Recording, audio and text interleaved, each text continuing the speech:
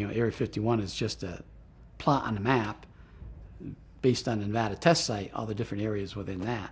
So, but everybody calls it Groom Lake Complex. Actually, there's two different locations out there. There's the test site, there's the Det 3 site, and then there's Groom Lake. That's two different sites. People are sometimes confusing it, thinking it's the same. And then Papoose is an auxiliary site that actually has the underground entrance.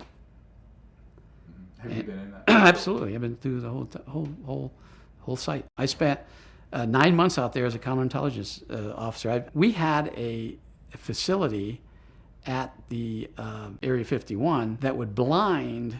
We would shoot a laser up and blind the Soviet satellites as they came over, blind their cameras so they couldn't photograph anything.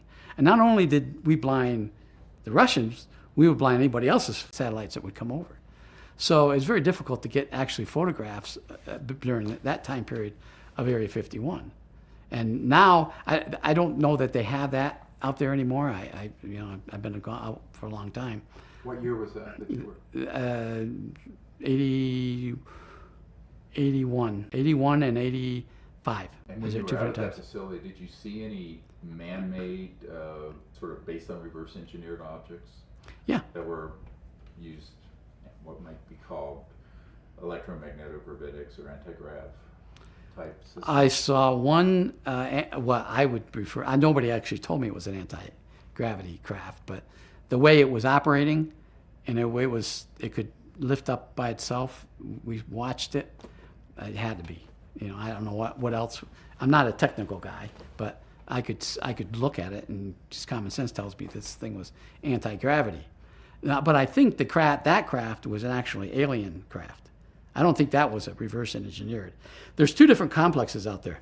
There's one that I believe Lazar was talking about with the alien crafts. And then there's an entirely different area for the reverse engineering craft. They're not together at all. They're not in the same hangar. They're not next to each other. They're in different locations. The underground crafts, the underground facility housed the extraterrestrial crafts. The above ground facilities in the far end of the complex housed the reverse engineered aircraft. They had the bodies of all sorts of different types of crafts that they were manufacturing or testing that he put together and try to fly it. Had a lot of crashes out there. So a lot of these things didn't work, but they had those. But I know I read a book where it says everything was in one hangar and that's not true. They were all separated.